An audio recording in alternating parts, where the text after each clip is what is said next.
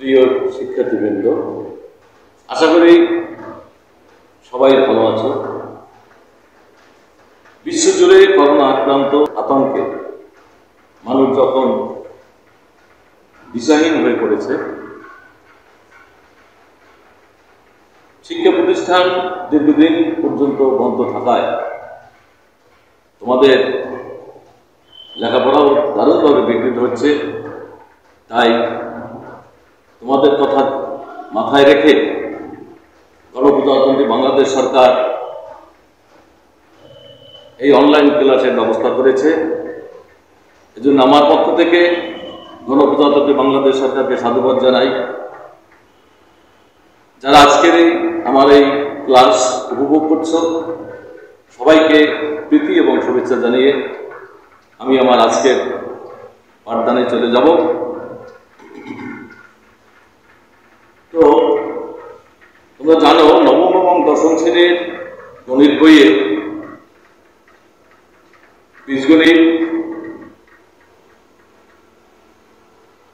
জ্যামিতি, ত্রিকোণমিতি এবং পরিমিতি, পরিসংখ্যান, এগুলো নিয়েই তোমাদের নবম দশম শ্রেণীর এই পাঠ্য বইটি। তোমাদেরকে পরিমিতি সম্পর্কে আমরা আগের ক্লাসে পরিমিতির ধারণা দিয়েছিলাম। আজকে আমি এই পরিমিতির অনুশীলনী 16.2 এর আলোকে একটি সৃজনশীল প্রশ্ন নিয়ে তোমাদের কাছে আমি আজকের আলোচনা করব। আশা করি যে যেখানে বসে আমার এই ক্লাস উপভোগ করছো, বাড়িতে বসে, সবাই আমার ক্লাসটি লক্ষ্য করবে এবং সামনে একটি খাতা নিয়ে সাথে সাথে তুলে নেওয়ার চেষ্টা করবে। যদি কারো কোনো সমস্যা হয় তাহলে আমার মোবাইল নম্বর দিয়ে দেব, সেই নাম্বারে ফোন করে আমাকে অবহিত করলে আমি তোমাদের সাথে শেয়ার করব। আমরা আজকে যে সমস্যাটি নিয়ে আলোচনা করব, ইতিমধ্যেই আমরা সেই বোর্ডে দেখো একটি চার্ট বানিয়েছি, যার দৃশ্যপট হলো আয়তাকার একটি ফুল বাগানের দৈর্ঘ্য 150 মিটার এবং প্রস্থ 100 মিটার। এটিকে পরিচর্যা করার জন্য ঠিক মাঝ দিয়ে 3 মিটার চওড়া দৈর্ঘ্য ও প্রস্থ বরাবর একটি রাস্তা আছে। প্রথম পয়ের যে প্রশ্নটি আছে সেটা হলো উপরের তথ্যটি চিত্রের সাহায্যে সংক্ষিপ্ত বর্ণনা করো। তোমরা জানো যে সৃজনশীল প্রশ্নের উদ্দীপকের আলোকে আমাকে কাজ করতে হবে। সেই লক্ষ্যে আমি এই প্রথম প্রশ্নের উত্তর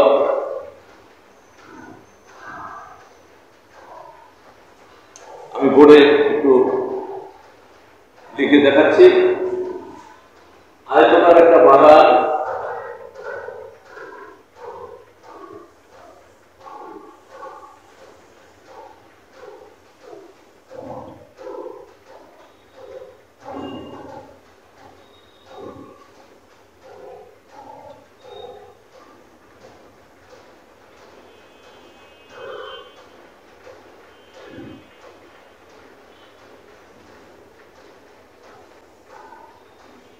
যার দৈর্ঘ্য 150 মিটার, প্রস্থ 100 মিটার এবং রাস্তার চওড়া 3 মিটার।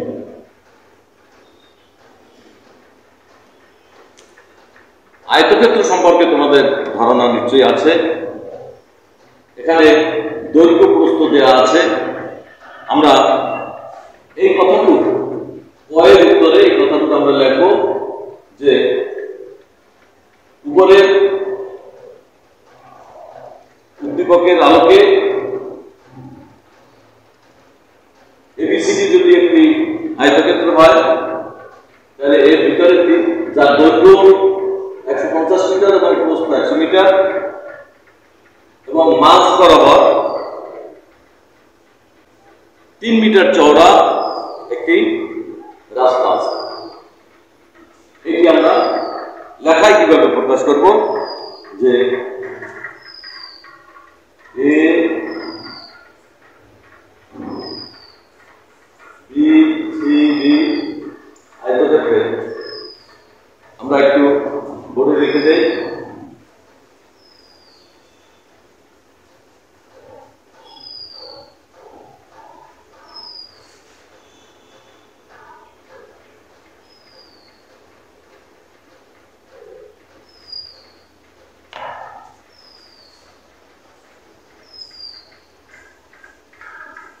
ABCD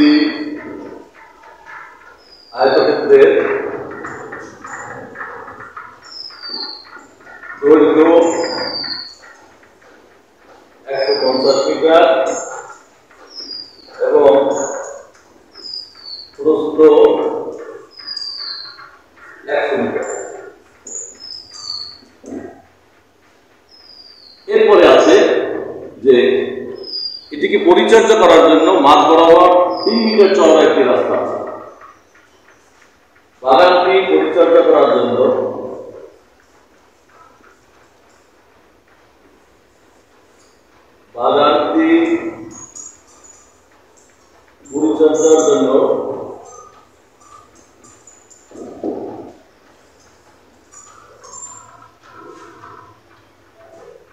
মাঝ বরাবর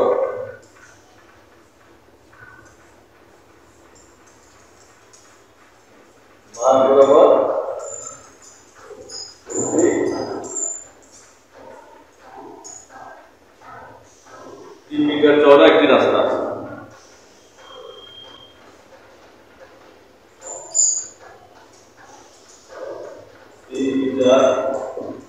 চওড়া একটি রাস্তা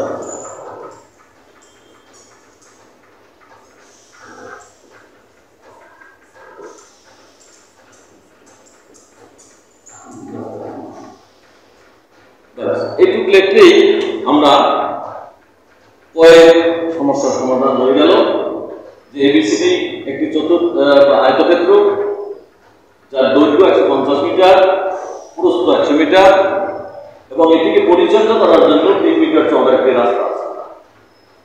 এই হলো আমাদের এই উত্তরে আমরা এইটুকু লিখব। এরপরে আমরা আসবো রাস্তার ক্ষেত্রফল নির্ণয়। প্রিয় শিক্ষার্থীবৃন্দ, তোমরা জানো যে আয়তক্ষেত্রের ক্ষেত্রফল, বর্গক্ষেত্রের ক্ষেত্রফল এই সম্পর্কে তোমাদেরকে ক্লাসে আলোচনা করছি। তারপরেও আমি একটু এখানে আলোচনা করি। আয়তক্ষেত্রের ক্ষেত্রফল দৈর্ঘ্য গুণ প্রস্থ। তাহলে এক্ষেত্রে আমরা দৈর্ঘ্য প্রস্থ গুণ করে আয়তক্ষেত্রের ক্ষেত্রফলটা আমরা নির্ণয় করতে পারি। আয়তক্ষেত্রের ক্ষেত্রফল আমরা নির্ণয় করব। এরপরে যেহেতু ভিতরে রাস্তা, আমি আগে আলোচনা করি, পরে আমি বোর্ডে কাজ করব। যেহেতু ভিতরে রাস্তা, তো দৈর্ঘ্য থেকে 3 মিটার কমবে এবং প্রস্থ থেকেও 3 মিটার কমবে। তাহলে প্রথম আমরা বের করব যে আয়তক্ষেত্রের ক্ষেত্রফল, এরপরে বের করব যে রাস্তা বাদে আয়তক্ষেত্রের দৈর্ঘ্য এবং রাস্তা বাদে আয়তক্ষেত্রের প্রস্থ। তারপরে আমরা রাস্তা বাদে আয়তক্ষেত্রের ক্ষেত্রফল বের করব। এই দুইটা ক্ষেত্রফলের যে ব্যবধান সেটাই হবে রাস্তা ক্ষেত্রফল। একটু লক্ষ্য করতে হবে যে প্রথমে আমরা কি করব, এই আয়তক্ষেত্রের দৈর্ঘ্য এবং প্রস্থ গুণ করে আয়তক্ষেত্রের ক্ষেত্রফল নির্ণয় করব।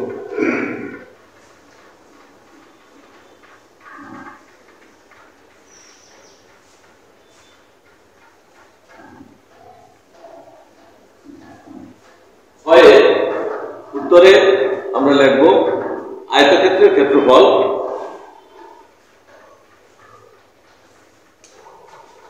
আয়তক্ষেত্রের এটা ক্ষয় উত্তর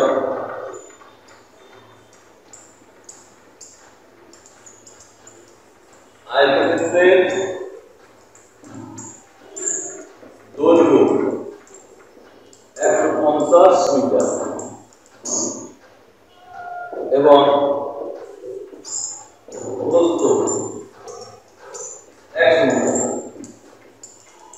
সুতরাং আয়তক্ষেত্রের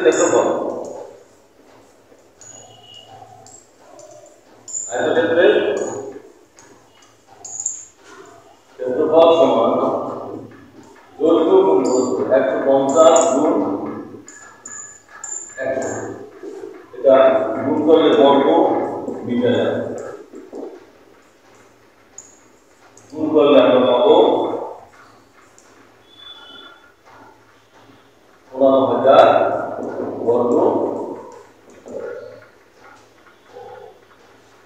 এই হলো আয়তক্ষেত্রের ক্ষেত্রফল। এরপরে আমরা দৈর্ঘ্য বাদে আয়তক্ষেত্র মানে রাস্তা বাদে আয়তক্ষেত্রের দৈর্ঘ্য এবং রাস্তা বাদে আয়তক্ষেত্রের প্রস্থ বের করব। তাহলে এখান থেকে আমরা রাস্তা বাদে দৈর্ঘ্য কত আসবে? 150 থেকে আমরা 3 বাদ দেব।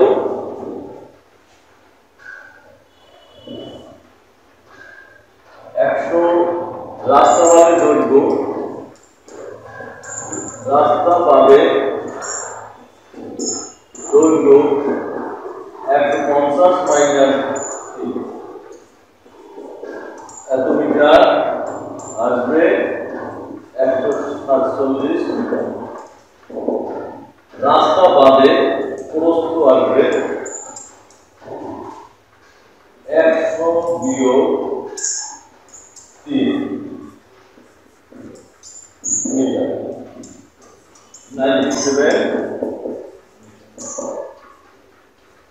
এখন আমরা রাস্তা বাদে দৈর্ঘ্য এবং রাস্তা বাদে প্রস্থ যদি গুণ করি তাহলে আমরা পাবো রাস্তা বাদে ক্ষেত্রফল।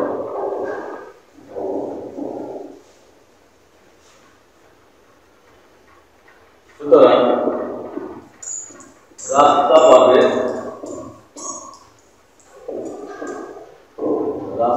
বাদে ক্ষেত্রফল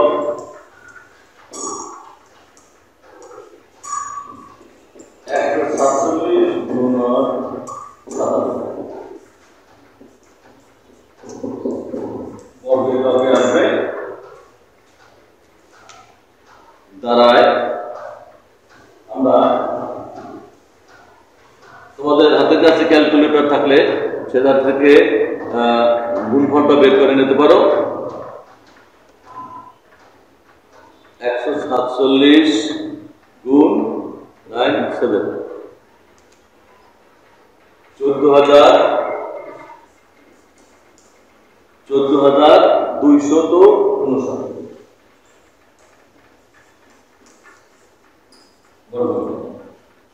এখান থেকে আমরা রাস্তা সহ ক্ষেত্রফল একবার বের করলাম, রাস্তা বাদে ক্ষেত্রফল বের করলাম। এই দুই ক্ষেত্রফলের যে ব্যবধান এইটা আসবে রাস্তা। যেহেতু আমাদের প্রশ্নে রাস্তার ক্ষেত্রফল নির্ণয় করো, এখন আমরা রাস্তার ক্ষেত্রফল পাবো। সুতরাং রাস্তার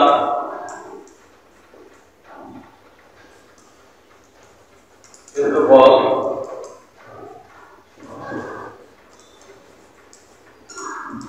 14,259।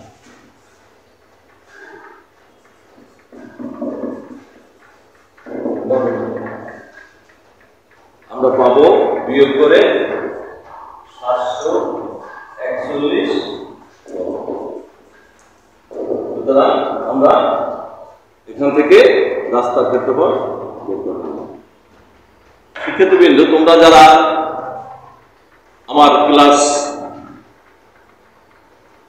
দেখছো বা বাড়িতে বসে তোমরা উপভোগ করছো, আমি বলবো তোমরা আমার এই ক্লাসে এইটুকু খাতায় লিখে নাও।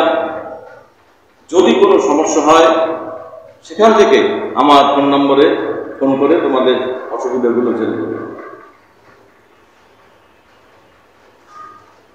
তো আমরা আজকের এই উদ্দীপকের আলোচনা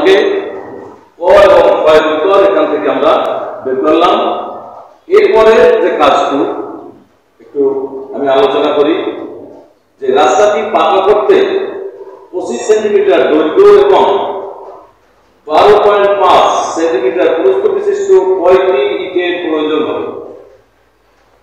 লক্ষ্য করছো যে এটাকে এই রাস্তাটা যদি পাকা করতে হয়, এর ভিতরের রাস্তাটা পাকা করতে হলে ইটের দৈর্ঘ্য প্রস্থ দেওয়া আছে। একটা ইটের দৈর্ঘ্য আছে 25 সেন্টিমিটার এবং প্রস্থ আছে 12.5 সেন্টিমিটার। এরকম কয়টি ইটের প্রয়োজন হবে এটা আমরা বের করার নিয়মটা আমি একটু বলে দিচ্ছি। আমরা আগে যে সেন্টিমিটারকে আমরা মিটারে নেব, কেন? আমরা এখান থেকে রাস্তার ক্ষেত্রফল বের করে নিলাম 741 বর্গ মিটার, তো এখানে আছে সেন্টিমিটার। এই জন্য এটাকে 100 দিয়ে ভাগ করলে তোমরা জানো যে সেন্টিমিটারকে 100 দিয়ে ভাগ করে আমরা মিটারে প্রকাশ করে দেব। আমার 12.5 এটা কি ইটের প্রস্থ, এটাকে যদি আমরা 100 দিয়ে ভাগ করি তাহলে যেটা পাবো সেটা হবে ইটের প্রস্থ। এরকম আমরা এটা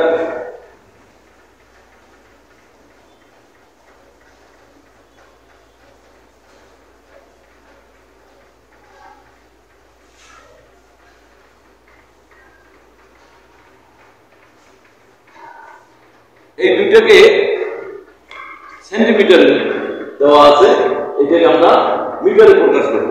সর্বপ্রথম আমার কাজ হলো এই আগে রাস্তার ক্ষেত্রফলটা, যেহেতু আমার রাস্তা আর ইটের সংখ্যা বের করতে হবে, এই জন্য গয়ে আমরা একটু লিখব যে ঘ থেকে প্রাপ্ত, ঘ থেকে প্রাপ্ত রাস্তার ক্ষেত্রফল,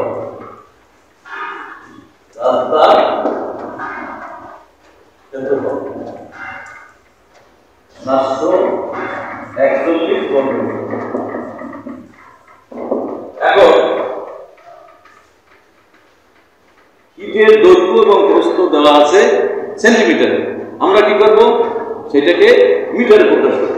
তাহলে ইটের দৈর্ঘ্য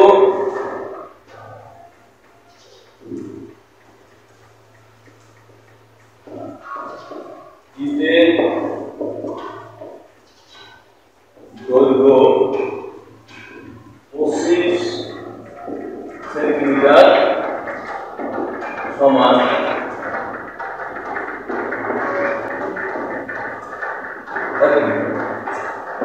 এইটাকে 100 দিয়ে ভাগ করলে 0.25 মিটার।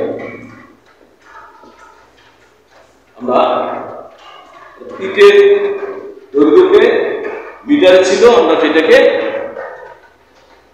সেন্টিমিটারে ছিল, আমরা সেটাকে মিটারে প্রকাশ করব। আবার ইটের প্রস্থকেও অনুরূপভাবে ইটের প্রস্থ দেওয়া আছে 12.5 সেন্টিমিটার সমান, এটাকে আমরা 100 দিয়ে ভাগ করব, তাহলে মিটার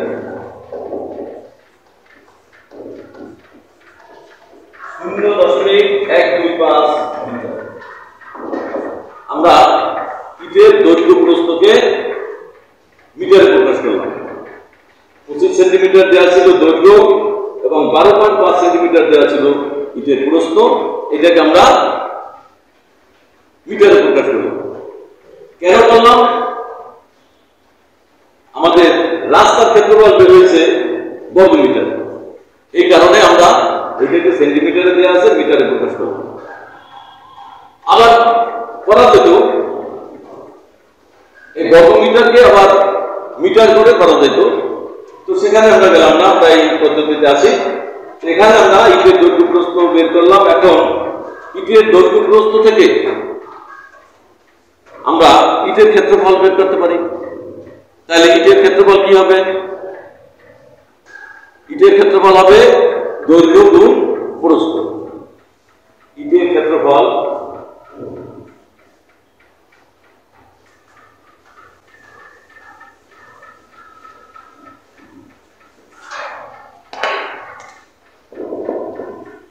ইটের ক্ষেত্রফল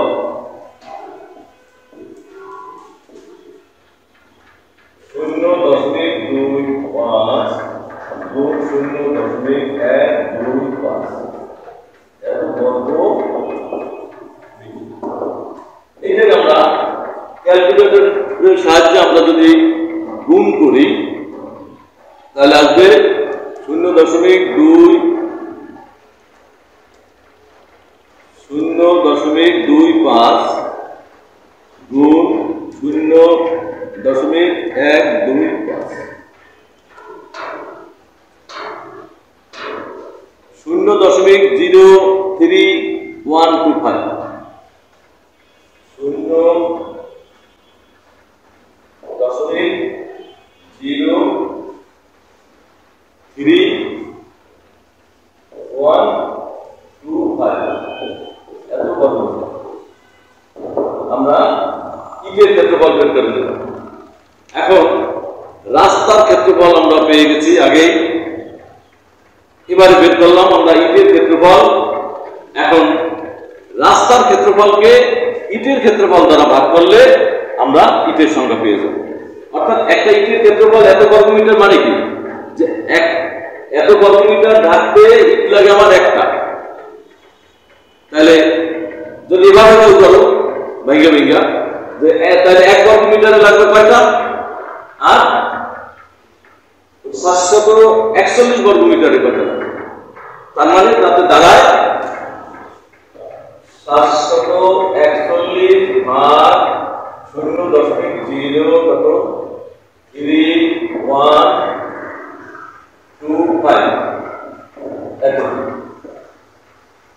এখান থেকে আমরা যদি ভাগ দেই 741 ভাগ 0.03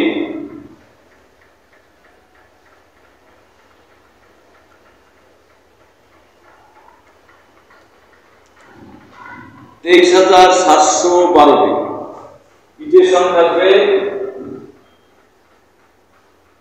23,712।